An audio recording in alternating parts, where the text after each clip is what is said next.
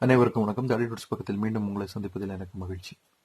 இன்றைய ஒரு பதிவில் நான் என்ன பேசலாம்னு பார்க்குறீங்கன்னா, நான் இந்த பதிவில் பணவீக்கத்தை பற்றி பேசலாம்னு ஆசைப்படுறேன். பணவீக்கம் அப்படின்னா என்ன? இன்ஃப்ளேஷன்ன்றது பொதுவாக நம்ம வாங்கக்கூடிய பொருள்களுடைய விலை ஒவ்வொரு காலகட்டத்துக்குள்ளும் விலைவாசி ஏறிக்கிட்டே தான் இருக்கும்.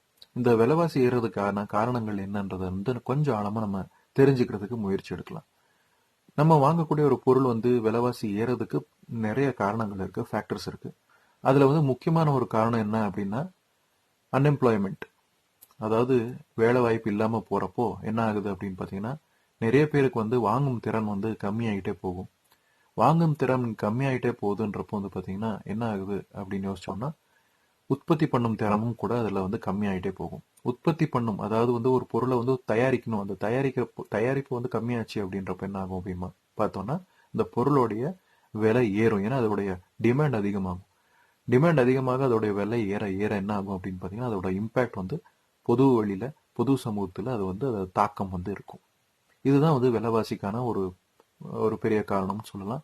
இதுக்கு அப்பாற்பட்டு இன்னும் சில காரணங்கள் இருக்கு. அரசாங்கம் பார்த்தீங்கன்னா கடன் பண்றது கூட இந்த இன்ஃப்ளேஷனுக்கான காரணங்கள் இருக்கு. அரசாங்கம் எவ்வளவு கடன் பண்ணிட்டே போகும் அரசு, அந்த கடனை தீக்கணும் அப்படின்ற ஒரு எண்ணம் வச்சு அரசு கடன் பண்ணாது. அதனாலதான் நம்ம ஃபிஸ்கல் டெபிசிட் அப்படின்னு சொல்றோம். பட்ஜெட்ல நீங்க எல்லாம் கேள்விப்பட்டிருப்பீங்க. ஸ்பீச்சஸ் எல்லாம் பார்க்கும்போது பாத்தீங்கன்னா, நிதித்துறை பேசும்போது, நிதித்துறையில இருக்கக்கூடிய மந்திரி பேசும்போது பாத்தீங்கன்னா சொல்லுவாங்க, இந்த மாதிரி ஃபிஸ்கல் டெபிசிட் நம்ம தேசத்துக்கு எவ்வளவு இருக்கு அப்படின்றது. அதே போலவே நம்மளுடைய இந்த இன்ஃப்ளேஷனுக்கு இன்னொரு காரணம் பாத்தீங்கன்னா இம்போர்ட்ஸ் அண்ட் எக்ஸ்போர்ட்ஸ். அதாவது எவ்வளவு பொருட்களை நம்ம சரக்கு எப்படி இது பண்றோம் அப்படின்ற விஷயம். அதாவது இம்போர்ட் பண்றோம், எக்ஸ்போர்ட் பண்றோம் வெளிநாடுக்கெல்லாம், அதோடைய இது விஷயமும் இதுல கன்சிடர் ஆகும். அதன் அப்புறம் பாத்தீங்கன்னா இன்னொரு விஷயம் என்ன அப்படின்னா, இன்ஃப்ளேஷனுக்கான காரணங்கள் கவர்மெண்ட் பாலிசிஸ் கூட இருக்கும். சில பாலிசிஸ் பாத்தீங்கன்னா ஃபினான்ஷியலி அது ரொம்ப பாதிப்பு உண்டாக்கக்கூடிய சில பாலிசிஸ் இருந்துச்சு அப்படின்றப்போ அது கூட நம்மளுடைய விலைவாசிக்கு அது பெரிய இம்பாக்ட் கிரியேட் பண்ணும். அப்புறம் மேக்ரோ எக்கனாமிக் ஃபேக்டர்ஸ்ன்னு சொல்லுவாங்க. மேக்ரோ எக்கனாமிக் அப்படின்னு பாத்தீங்கன்னா, நம்ம வெவ்வேறு நாடுகளுடைய உறவுகள் எப்படி இருக்கும். அங்க போரெல்லாம் நடந்துச்சு அப்படின்னா கூட சில பொருட்கள்ல அங்க உற்பத்தி ஆகக்கூட பொருட்கள், தயாரிக்கும் பொருட்கள் பாதிப்பு உண்டாயிருச்சு அப்படின்னா அதோடைய டிமாண்ட் ஏறும். டிமாண்ட் ஏறும்போது அதுக்கு தேவையான சப்ளை கிடையாதுன்றப்போ பாத்தீங்கன்னா விலைவாசி உயரும். ஸோ இந்த மாதிரி நிறைய காரணங்கள் இருக்கு. விலைவாசி உயர்றதுக்கான காரணங்கள் நிறைய இருக்கு. அதுக்கப்புறம் நம்மளுடைய பாப்புலேஷன் கூட ஒரு ஃபேக்டராக கன்சிடர் பண்ணலாம். ஏன்னா வாங்கும் திறன் கம்மி ஆயிடுச்சு அப்படின்னா கூட விலைவாசி ஏறும். ஏன்னா பாப்புலேஷன் அதிகமா இருக்கு ஒரு நாட்டுல அப்படின்னு பாத்தீங்கன்னா, அந்த நாட்டுல வேலை வாய்ப்பு கம்மியா இருக்கு அப்படின்றப்போ பாத்தீங்கன்னா வாங்கும் திறன் என்ன ஆகும், கம்மியாகும். விலைகள் ஏறும். ஏன்னா உற்பத்தி பண்றதுக்கு, ப்ரொடியூஸ் பண்றதுக்கான நிறைய ஆட்கள் இல்லாம இருக்கிறதுனால டிமாண்ட் அதிகமாகும். அதனால விலைவாசி ஏறும். இப்போ பாத்தீங்கன்னா சமீப காலமா ஒரு 3-4 வருஷமா நீங்க பாத்தீங்கன்னா எங்க பார்த்தாலும் இந்த ஷேர் மார்க்கெட் பத்தி பேசிட்டே இருப்பாங்க. எல்லாரும் பாத்தீங்கன்னா இந்த ஸ்டாக்கை வாங்குங்க, அந்த ஷேரை வாங்குங்கன்னு சொல்லுவாங்க. அதே போலவே நிறைய பேர் பேசுறப்போ ஒரு விஷயம் வரும். என்ன அப்படின்னு பாத்தீங்கன்னா, இந்த ஷேரை ஒரு 20 வருஷத்துக்கு முன்னாடி வாங்கியிருந்தா நீங்க கோடீஸ்வரனா இருப்பீங்க நேரம். இந்த மியூச்சுவல் ஃபண்ட்ல ஒரு 10 வருஷத்துக்கு முன்னாடி போட்டிருந்தீங்க, நீங்க இப்போ கோடீஸ்வரனா இருப்பீங்க அப்படின்ற விஷயங்கள்லாம் சொல்றாங்க. இதுக்கு காரணம் என்ன அப்படின்னு பாத்தீங்கன்னா, ஏன் அந்த காலகட்டத்தில் இதை நம்ம போடல? அதாவது நம்மளுடைய பெற்றோர்களாகட்டும் அல்லது சகோதரர்களாகட்டும், யாரே ஆகட்டும், நம்மளுடைய முன்னோர்கள் ஏன் ஷேர் மார்க்கெட்ல பங்கு பெறல அப்படின்றத பத்தி கூட நம்ம தெரிஞ்சுக்கலாம். ஒரு 20-30 வருஷத்துக்கு பாத்தீங்கன்னா அப்போதான் இந்தியா லிபரலைசேஷன் ஒரு திட்டத்தை அறிவிக்கிறாங்க. 90களில் பாத்தீங்கன்னா அன்றைய பிரதமரான நரசிம்மராவ் ஒரு காலகட்டத்தில் இந்த லிபரலைசேஷன் இதை அன்றைய ஃபைனான்ஸ் மினிஸ்டரான மன்மோகன் சிங் அவர்கள் தான் இது செய்யறாங்க. அதுக்கப்புறம் பாத்தீங்கன்னா நிறைய ஊழல்கள் நடக்குது. ஊழல்கள்ல முக்கியமானது ஹர்ஷத் மேத்தா ஸ்கேம் ஊழல். அது ஸ்டாக் மார்க்கெட் ஊழலா இருக்கும். அதனால நிறைய பேர் என்ன ஆயிடுச்சு, நிறைய பேர் பணத்தை இழந்துட்டாங்க. நிறைய பேர் பாத்தீங்கன்னா இன்ட்ராடே ட்ரேடிங்ன்ற பேர்ல உள்ள போயிட்டு ஒரே நாள்ல ஒரு ஷேரை வாங்குறது விற்கிறதுன்றது மாதிரியான திட்டத்துல போய் மாட்டிக்கிட்டு நிறைய பணத்தை இழக்க ஆரம்பிக்கிறாங்க. ஒரு வாட்டி பணத்தை அவங்க இழந்துட்டாங்கன்னு வச்சுக்கோங்க. யாரோ ஒரு நபர் ஒரு ஸ்கீம்லயோ ஒரு இதுலயும் பணத்தை இழந்துட்டாங்க அப்படின்னா அந்த ரிஸ்க் எடுக்கிறதுக்கு அவங்க பின்னடைவு சந்திப்பாங்க. ஏன்னா அவங்களுக்கு மனசு வராது திருப்பி அந்த ரிஸ்க் எடுக்கணும்ன்றது. அது அவங்களுக்கு ஆழமா அந்த மனசுல பதிஞ்சிரும். இந்த மாதிரி ஷேர்ல போட்டோம்னா நம்ம காசு இழந்துருவோம் அப்படின்றது. நல்ல ஷேரை வாங்கணும், நல்ல குவாலிட்டியான கம்பெனி ஷேரை வாங்கணும் அப்படின்ற ஒரு மனநிலையில அவங்க ஃபண்டமெண்டல்ஸை படிக்கணும்ன்றது அவங்களுக்கு தெரியாது. இதனால என்ன ஆகுது அப்படின்னா அதோடைய தாக்கம் அடுத்த தலைமுறை மேலேயும் விழும். இந்த மாதிரி பையனோ பொண்ணோ அண்ணையோ தங்கையோ யாரோ ஒருத்தர் வந்து இந்த ஷேர் மார்க்கெட்ல தொடங்கிட்டாங்க அப்படின்னா, ஐயோ அங்க அந்த பக்கம் போகாத, அது வந்து ஒரு மிகப்பெரிய ஒரு ஸ்கேம், அது ஊழல், அது அதுல மாட்டிக்கிட்டேன்னா பணத்தை பூரா நீ இது பண்ணிடுவ, பறி கொடுத்துருவ பணத்தை, பூரா ஒரு கேம்லிங் மாதிரி தான் அது அப்படின்ற விஷயத்தெல்லாம் சொல்லுவாங்க. ஏன்னா அது வந்து அதோடைய புரிதல் வந்து அந்த காலகட்டத்தில் இல்லை. அது பிற்பாடு வந்து பார்த்தீங்கன்னா இந்த ஸ்கேமுக்கு அப்புறம் நிறைய பேர் வந்து சேஃபாக வச்சுக்கணும் பணத்தை அப்படின்ற ஒரு மனநிலையில தான் இருப்பாங்க. ஏன்னா அவங்க வளர்ந்த சூழ்நிலையா இருக்கலாம், அந்த காலகட்டத்தில் இருந்த சமூகத்துடைய எண்ணங்களா இருக்கலாம், இல்லது அவங்களுடைய பெற்றோர்கள் இல்லை முன்னோர்கள் வந்து எப்படி வந்து பணத்தை சேகரிச்சுட்டாங்களோ அந்த ஒரு திட்டத்தையே அவங்க கடைபிடிச்சிட்டு வர்றது கூட இருக்கலாம். ஏன்னா சில பேர் வந்து பார்த்தீங்கன்னா தங்கத்தில் முதலீடு பண்ணுவாங்க, பெற்றோர்கள் என்ன சொல்கிறாங்களோ அதை கேட்டுக்கிட்டு அவங்களோட முன்னோர்கள் வழியில். சில பேர் வந்து பார்த்தீங்கன்னா போஸ்ட் ஆஃபீஸில் வந்து இது பண்ணுவாங்க, இன்வெஸ்ட்மெண்ட் பண்ணுவாங்க. சில பேர் வந்து எஃப்டியில் தான் இன்வெஸ்ட்மெண்ட் பண்ணுவாங்க. இந்த மாதிரி அவங்களுடைய முன்னோர்கள் எப்படி இருந்தாங்களோ அந்த ஹேபிட்ஸை வந்து அவங்களுடைய அடுத்த தலைமுறைக்கும் கொண்டு வர்றதுனால அதையே கடைபிடிச்சு தான் பல தலைமுறையாக வந்து மக்கள் வந்து அதை பயன்படுத்திட்டு இருந்தாங்க. ஏன்னா அது லோ ரிஸ்காக இருக்கும், சேஃபாக இருக்கும். பணத்தை வந்து இழக்கிறதுக்கு மனசு இல்லை, ரிஸ்க் எடுக்கிறதுக்கு கூட தயாராக இல்லைன்றப்போ இந்த மாதிரியான விஷயங்கள் தான் அவங்க பண்ணியிருப்பாங்க. அதுக்கு காரணங்கள் இதுதான். நான் சொன்ன மாதிரி அந்த காலகட்டத்தில் இருக்கக்கூடிய அரசியல் மாற்றங்களாகலாம், சமுதாய சூழ்நிலைகளாக இருக்கலாம், அதே மாதிரி வந்து பார்த்தீங்கன்னா மேக்ரோ எக்கனாமிக் ஃபேக்டர்ஸ் கூட இருக்கலாம். இந்த மாதிரி நிறைய ஃபேக்டர்ஸ்கள், அரசாங்கத்துடைய திட்டங்களாகட்டும், அதே போல் வந்து பார்த்தீங்கன்னா ஸ்கேம்ஸ், ஸ்கேண்டல்ஸ் ஆகட்டும், கரப்ஷன் ஆகட்டும், இது எல்லா ஊழல்கள் எல்லாத்தினாலையும் வந்து பார்த்தீங்கன்னா மக்கள் வந்து பணத்தை சேஃபாக வச்சுக்கணுன்ற ஒரு மனநிலை தான் இருந்திருக்காங்க. அதே போல் வந்து பார்த்தீங்கன்னா அப்போது இருக்கிற காலகட்டத்தில் வந்து வேலை வாய்ப்புகள் கூட அவ்வளோ வந்து இல்லை 80கள்லாம் யோசித்து பார்க்கும்போது. ஏன்னா ரொம்ப இக்கட்டான ஒரு சூழ்நிலை தான் வந்து அந்த காலகட்டத்தில் நம்ம நாடு இருந்துச்சு. அதுக்கப்புறம் இந்த லிபரலைசேஷன் வரும்போது ப்ரைவேட்டைசேஷன் ஆகிட்டே போகுது. இந்த ப்ரைவேட்டைசேஷனில் தான் வந்து எக்கனாமி வந்து ஓப்பன் ஆகுது. அப்போ தான் வந்து நிறைய பேருக்கு வேலை வாய்ப்பு கிடைக்க ஆரம்பிக்குது. அது பிற்பாடு தான் வந்து நிறைய பேருக்கு வந்து பார்த்தீங்கன்னா இந்த ப்ரைவேட் பேங்க்கில் வந்து வங்கிகளில் வந்து அக்கௌண்ட்டு திறக்கிறாங்க. அதில் வந்து வட்டி அதிகமாக இருக்குன்ற ஒரு இன்ட்ரெஸ்ட் அதிகமாக இருக்குன்றதுனால நிறைய பேர் அதில் போய் இன்வெஸ்ட் பண்ணுற விஷயங்களெல்லாம் பண்ணியிருக்காங்க.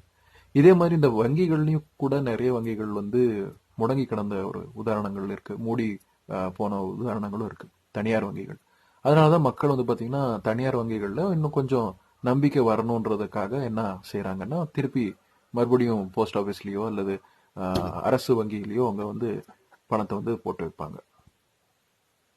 தனியார்ல வந்து வேலை வாய்ப்பு கிடைச்ச பிறகு என்ன ஆகுதுன்னு பாத்தீங்கன்னா ஒரு சில வருஷத்துக்கு அப்புறம் நிறைய பேர் வந்து வெளிநாட்டுக்கு போறக்கூடிய வாய்ப்பும் கிடைக்கும் வேலை சம்பந்தமா. அதுலயும் சேவைகள் பண்ணக்கூடிய துறைகளில் வந்து பார்த்தீங்கன்னா அதுலேயும் ஐடி ஃபீல்டில் வந்து பார்த்தீங்கன்னா நிறைய பேருக்கு வந்து ஆன்சைட்டில் ஆப்பர்ச்சுனிட்டி எல்லாம் கிடைக்குது. அவங்களுக்கு வந்து ஷார்ட் டேர்மில் போய் அங்கே போய் வேலை வாய்ப்பில் சம்மந்தமாக அங்கே போகிறாங்க, போயிட்டு வேலைகளை செஞ்சு திருப்பி நம்ம நாடுக்கே திரும்பி வராங்க. அதுக்கப்புறம் பிற்பாடு மேற்கு படிப்பு படிக்கிறதுக்குன்னு அங்கே போயிட்டு அதுக்கப்புறம் அங்கேயே செட்டில் ஆன நிறைய உதாரணங்களும் இருக்குது. 2000க்கு அப்புறம் வந்து பார்த்தீங்கன்னா நிறைய பேர் வந்து வெளிநாட்டுகளில், அதுலேயும் ஐரோப்பிய நாடு, ஐரோப்பியா ஆகட்டும், அமெரிக்கா ஆகட்டும், இங்கே நிறைய பேர் வந்து போகிறாங்க, ஐடியில் பணியாற்றுறவங்க அங்கேயே போய் செட்டில் ஆனதெல்லாம் இருக்குது. இந்த மாதிரி நம்ம ஆட்கள் வந்து நம்மளுடைய ஜனத்தொகையில் இருக்கக்கூடிய ஒரு சில ஆட்கள் வந்து பார்த்திங்கன்னா வெளிநாட்டுகளுக்கெல்லாம் போகிறதுனால என்ன ஆகுது அப்படின்னு பார்த்தீங்கன்னா அவங்களுக்கு வந்து திருப்பி நம்ம நாடை திருப்பி பார்க்குறப்போ நம்ம நாட்டில் வந்து ஆகக்கூடிய அரசியல் மாற்றங்கள், அரசியல் சூழ்நிலைகள் எல்லாம் பார்க்குறாங்க. ஸ்டேபிள் கவர்மெண்ட் உருவாயிடுச்சு அப்படின்றது அவங்களுக்கு ஒரு நம்பிக்கை வந்துருச்சு. அந்த கவர்மெண்ட் அதுக்கேற்ற மாதிரி மக்களுக்கு வந்து அவங்களுக்கு நிறைய யூஸ்ஃபுல்லான விஷயங்கள் செய்யுது அப்படின்ற ஒரு நம்பிக்கை உருவாயிருச்சு. அப்படின்றப்ப என்ன செய்யறாங்க அப்படின்னு பார்த்தீங்கன்னா வெளிநாட்டில் இருக்கக்கூடிய நபர்களும் வந்து பார்த்தீங்கன்னா நம்ம தேசத்துடைய பங்கு சந்தையில் பணத்தை போட ஆரம்பிக்கிறாங்க. இப்போவும் அதே தான் நடந்துட்டு இருக்கு. இப்போ வந்து நிறைய பேர் வந்து வெளிநாட்டில் இருக்கிறவங்களை வந்து நம்ம பங்கு சந்தையில் அவங்க வந்து ஃபாரின் போர்ட்ஃபோலியோ இன்வெஸ்டர்ஸாகவும் ஃபாரின் இன்ஸ்டிடியூஷன்ஸ் இன்வெஸ்டர்ஸாகவும் வந்து பார்த்தீங்கன்னா பங்கேற்று நம்ம நாட்டுடைய நம்ம ஷேர் மார்க்கெட்டில் இருக்கக்கூடிய ஷேர்கள் பங்குகளை வந்து வாங்குறாங்க. அவங்களுடைய பங்கு வாங்கக்கூடிய குவான்டிட்டி வந்து அதிகமாக இருக்கும். ஏன்னா அவங்க டாலர்ஸ் கணக்கில் தான் அவங்க டிரான்சாக்ஷன் பண்ணுறப்போ டாலர்ஸுக்கு ருப்பீஸுக்கு நம்ம கன்வெர்ட் பண்ணி பார்க்குறப்போ வந்து பார்த்தீங்கன்னா ருப்பியோடைய வேல்யூ எவ்வளோ இருக்குன்னு உங்களுக்கே தெரியும். ஒரு டாலர்னா எவ்வளோ ருப்பின்னு சொல்லி. அதனால அவங்க எவ்வளோத்துக்கு எவ்வளோ அதிகமான டாலர்ஸ் போடுறாங்களோ அவ்வளோத்துக்கு அவ்வளோ இந்த மார்க்கெட்டும் மேலே தான் போகும். ஏன்னா குவான்டிட்டி ஆஃப் த ஷேர்ஸும் அதிகமாக இருக்கிறதுனால மார்க்கெட் மேலே தான் போகும். அதே போலவே கோவிட் வந்த காலகட்டத்தில் என்ன ஆச்சுன்னா இன்ட்ரெஸ்ட் ரேட்டை வந்து குறைச்சிட்டாங்க அமெரிக்கன் பேங்க்ஸ். அப்போ வந்து அங்கே சேஃபான ரிட்டர்ன்ஸ் அவங்களுக்கு கிடைக்காத இருக்கிறதுனால கூட அவங்க எமர்ஜிங் மார்க்கெட்டில் ஒரு மார்க்கெட்டான இந்தியன் மார்க்கெட்லேயும் அவங்க இன்வெஸ்ட் பண்ணியிருந்தாங்க. இப்போ அங்கே ரேட் ஹைக் அல்லது ரேட் வந்து அங்கே கம்மி பண்ணிட்டாங்க இல்லை அதிகமாக பண்ணிட்டாங்க ஃபியூச்சரில் அப்படின்றப்போ என்ன ஆகும், அதுக்கேற்ற மாதிரி இங்கேயும் கூட அது ரெஸ்பான்ஸ் ஆகும். சமீபமா அங்க இன்ட்ரெஸ்ட் ரேட் வந்து அதிகமாக்கிட்டே போயிட்டு இருக்காங்க அமெரிக்கால, அமெரிக்கன் பேங்க்ஸ்ல எல்லாம்.